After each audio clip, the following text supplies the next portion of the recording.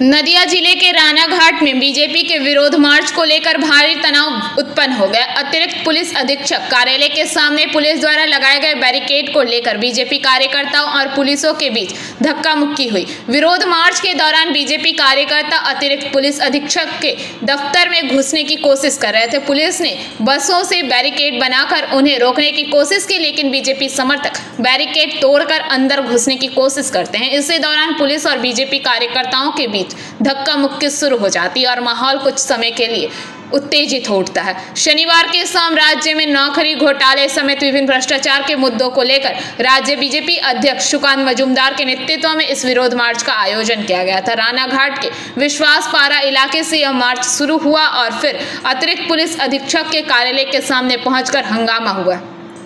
BJP नेता सुकांत मजूमदार ने इस मौके पर राज्य सरकार के खिलाफ जमकर भड़ास निकाली। उन्होंने कहा कि কোশ্চেন করবেন না, কলকাতা যেটা দিয়েছি সেটা না। দাদা, কাশ্মীর মৃত পরিবারদের 10 লাখ টাকা ক্ষতিপূরণ দেবেন, কি বলবেন? কে?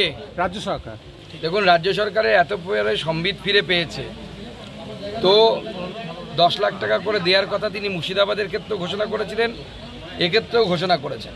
কিন্তু প্রশ্ন হচ্ছে 10 লক্ষ টাকা করে দিলে কি সেই লোকগুলো কি ফেরত আসবে? সবার আগে বাংলার মানুষকে, রাজ্য সরকারকে ভাবা উচিত যে কেন হিন্দু হলেই তাদেরকে মরতে হচ্ছে, কাশ্মীরে হোক বা মুর্শিদাবাদে হোক। কাশ্মীরেরটা আমাদের রাজ্য সরকারের কিছু করার নেই, আমি ধরে নিলাম, কিন্তু মুর্শিদাবাদ আপনার আমার এখান থেকে কয়েকশো কিলোমিটার, 100 কিলোমিটারের মধ্যে হবে। সেখানে পর্যন্ত চন্দন দাস এবং হরগোবিন্দ দাসকে জীবন দিতে হলো তারা হিন্দু বলে। দ্বিতীয় কোনো অভিযোগ তাদের বিরুদ্ধে কেউ করতে পারেনি। কারো কাছ থেকে গিয়ে তারা বিনা পয়সায় চাও খায়নি একটা, তবুও তাদের জীবন চলে গেল। এই বিষয়ে আগে রাজ্য সরকারকে সচেতন হওয়া উচিত।